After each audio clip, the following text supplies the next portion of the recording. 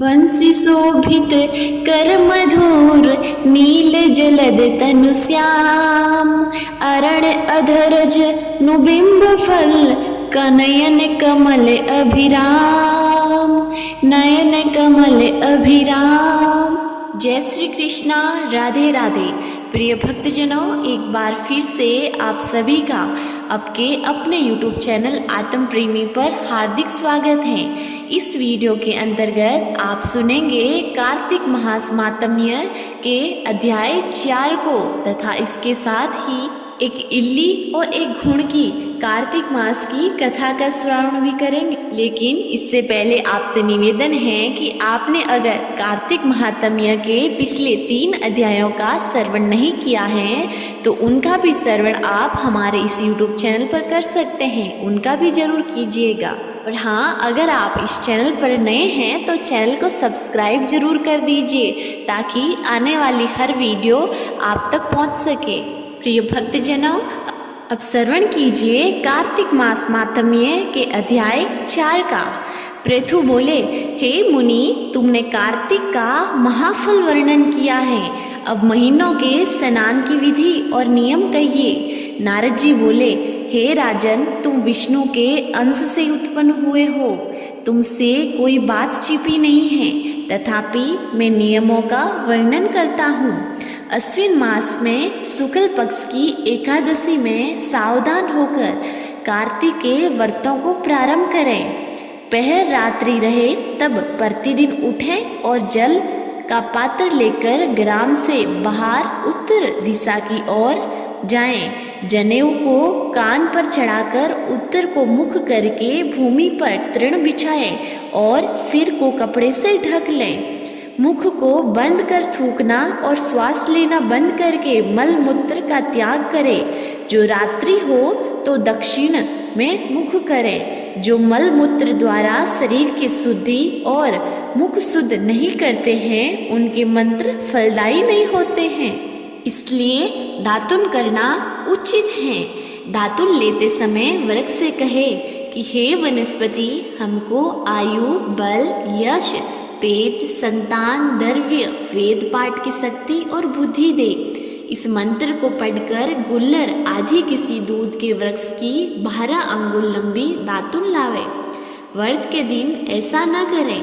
प्रतिपदा, अमावस्या, नवमी, षष्ठी तिथियों और सूर्यवार तथा चंद्रमा ग्रहण के दिन दातुन न करें। कटेरी, संभालू, कपास, पीपल, वट, अरंड और गंधहीन वृक्षों की दातुन न करें। तदंतर विष्णु और शिव के मंदिर में विधि पूर्वक पुष्प, गंध, तांबूल ले जाएं। वहाँ भगवान की पदादि से स्तुति करके नमस्कार करें और भजन गावें। देवालय में भजन कीर्तन करने वाले विष्णु स्वरूप होते हैं। जैसे सतयुग आदि में तप, यज्ञ, दान आदि भगवान को तुष्टि देने वाले हैं, वैसे ही कलयुग में भक्ति पूर्वक भजन कीर्तन मोक्ष देने वाले होते हैं। नारद जी बोले, सिरस, धतूरा, कटेर, मालिका, सेमर, अंक, कनेर के फूल तथा अक्षतों से विष्णु की पूजा नहीं होती। जयकुंद, सीरम, चमेली, मालती, केतकी आदि फूलों से सूर्य की पूजा लक्ष्मी के चाहने वालों को उचित नहीं है तथा योग्य विधि से ही देवताओं की पूजा करके भगवान से क्षमा प्रार्थना करें कि हे सुरेश्वर, मैंने मंत्रहीन भक्ति की और क्रियाहीन पूजन किया, वह परिपूर्ण हो। फिर पर दक्षिणा करके दंडवत करें, फिर क्षमा प्रार्थना करके गान करके समाप्त करें। जो कार्तिक की रात्रि में विधि पूर्वक विष्णु और शिव का पूजन करते हैं वे अपने पूर्वजों सहित निष्पाप बैकुंठ को चले जाते हैं। प्रिय भक्तजनों, अब श्रवण कीजिए कार्तिक मास में सुनी जाने वाली इल्ली और घुड़ की कथा का। एक इल्ली और एक घुड़ था। इल्ली बोली कि घुड़, हम कार्तिक स्नान करते हैं। जब घुड़ ने कहा कि मैं तो मोट बाजरी में पड़ा हूँ, 7 धन का स्वाद चख रहा हूँ, मुझे तो गर्मी चाहिए, तुम कार्तिक स्नान करो, मैं तो कार्तिक स्नान नहीं करूँगा। वह तो रानी के चूड़ा के पल्ले चिपक कर इल्ली रोजाना कार्तिक स्नान करती। घुड़ स्नान करने कभी नहीं जाता। कार्तिक महीना पूरा हुआ, इल्ली और घुड़ दोनों मर गए। इल्ली का राजा के घर बेटी के रूप में जन्म हुआ और घुड़ का राजा के घर में मेंढक के रूप में आया। राजा की बेटी को पिछले जन्म का सारा वृतांत याद था। यहाँ भी राजा की बेटी और मेंढक साथ में रहते थे।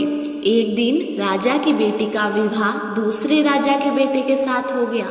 बारात रवाना हुई। राजा की बेटी बोली कि यह मेंढक मुझे साथ में दे दो। जब राजा ने बोला कि इस मेंढक से तुम क्या करोगी, कहा कि तुझे हाथी घोड़ा धन दौलत दे रहा हूँ। लेकिन बेटी यानी वो इल्ली ने जिद करके मेंढक को साथ ले लिया।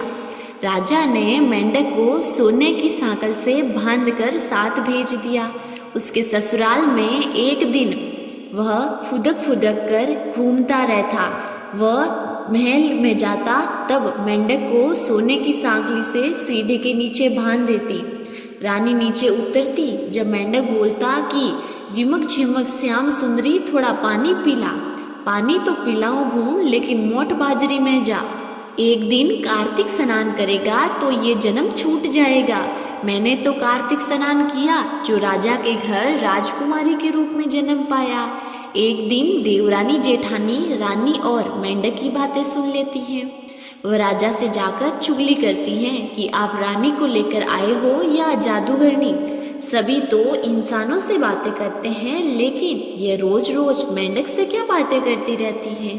एक दिन राजा चुप कर बैठ गया। रानी के महल से उतरी तो रोज की तरह मेंढक से बातें करती हुई राजा सुन लेता है रानी को। तब राजा ने रानी को बोला, तुम सच बताओ कि रोज मेंढक से क्या बातें करती हो। जब रानी बोली, पिछले जन्म में मैं इल्ली थी और यह घुड़ था। मैं रोज रानी के चूड़ा के चिपक कर कार्तिक स्नान करती थी और इस घुड़ ने कार्तिक स्नान करने से मना कर दिया। मैं मरकर राजा के घर बेटी और घुड़ मरकर मेंढक के रूप में जन्म लिया। मुझे पिछले जन्म की याद है और मैं इसको पिछले जन्म याद दिला रही हूँ।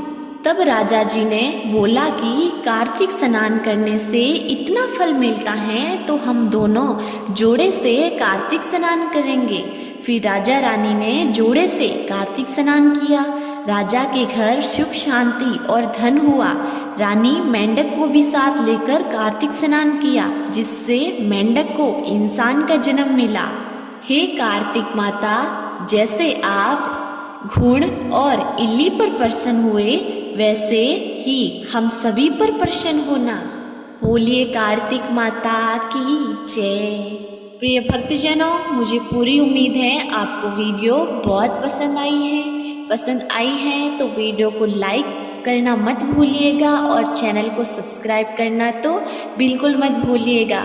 और कमेंट में ये बताइए कि आपको कथा कैसी लगी है। मिलेंगे अगली वीडियो में, तब तक के लिए जय भोलेनाथ।